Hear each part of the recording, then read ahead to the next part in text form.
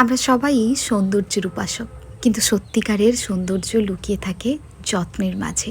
নিজের প্রতি যত্ন, অন্যের প্রতি মমতা, প্রকৃতির প্রতি সহানুভূতি, এই সব মিলিয়েই গড়ে ওঠে সেই সৌন্দর্য, যা চোখে তো দেখা যায় না ঠিকই, কিন্তু বারবার অনুভবে ধরা পড়ে।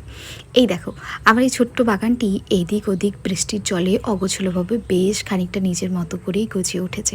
তাই আজ পালা আমার এই বাগানটিকে একটু নতুন করে ডেকোরেট করা, আর সঙ্গে তার ওই শ্রীবৃদ্ধি ঘটানো। বাগান যখন প্রথম শুরু করলাম, তখন ওই শুরুর দিকে কিছুটা ইট দিয়ে একটা পাটাতন বিছিয়ে তার উপরেই টবগুলোকে রাখতাম একটু উচ্চতায়।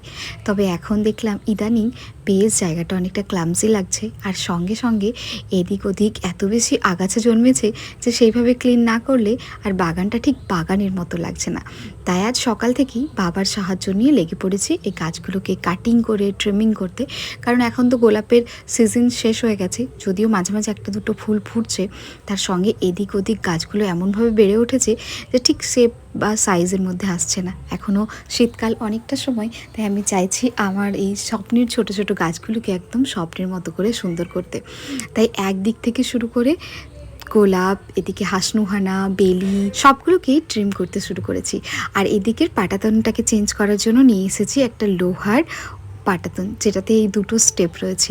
এই দেখো, হঠাৎ করেই ঝমঝমিয়ে বৃষ্টি, তবে এই বৃষ্টি মাথায় নিয়ে বেশ খানিকটা আমার এই ছোট্ট বাগানটিকে আমি গুছিয়েও নিয়েছি। কেমন লাগছে অবশ্যই জানিও। তার সঙ্গে সৌন্দর্যকে ভালোবাসো, কিন্তু তার থেকেও বেশি ভালোবাসো সেই যত্নকে, যার উপর দাঁড়িয়ে আছে আমাদের আসল সৌন্দর্য। আজ তবে আসি, বাই।